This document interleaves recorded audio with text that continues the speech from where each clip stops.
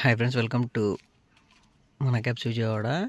ఈరోజు మా ట్రిప్ వచ్చేసి సైడ్ ట్రిప్ అనమాట. మా సార్కి చందన్ వ్యాలీ. ఇది ఎక్కడంటే విసన్నపేట దగ్గర.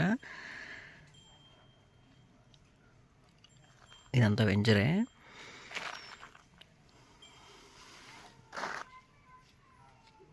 అక్కడ కనబడుతుంది కదా దూరంగా ఆఫీస్ అది.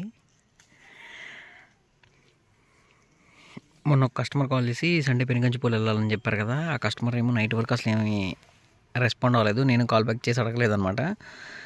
నైట్ 9కి కాల్ చేసి రేపు మార్నింగ్ 8కి అలా బయలుదేరుదాం అన్నారు. ఓకే అని చెప్పా.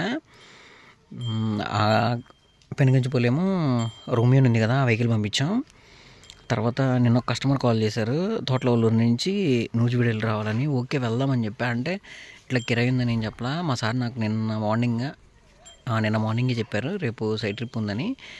సరే అని చెప్పా.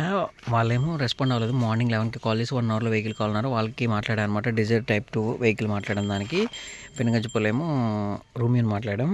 నేనే మీట్ వచ్చా. ఈరోజైతే ఇది అనమాట. ఈ ట్రావెల్ ఫీల్డ్ ఎలా ఉంటుందంటే వస్తేనేమో 2-3 ఒకేసారి వస్తాయి, లేదంటేనేమో ఒక్కటి కూడా రావు.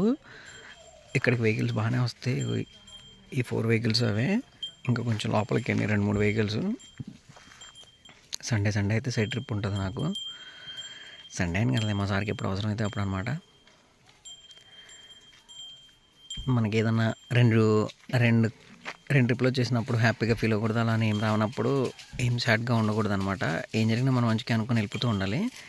ఇంకోటి ఏంటంటే ఈ వెహికల్ ఇదంతా చేయించిన తర్వాత మా ఊరికి 10 కిలోమీటర్స్ ఉంటుంది. వాళ్ళు 2-3 టైమ్స్ అడిగారు కాల్ చేసి ఎంతకి ఇస్తావు అని. అది ఏం చెప్పాలో అర్థం కావట్లేదు. చూస్తా, ఏదన్నా మంచి ప్రైస్ వస్తే మాత్రం ఇచ్చేద్దాం అనుకుంటున్నా. ఇంకా క్లారిటీ లేదు. Thank you watching my video.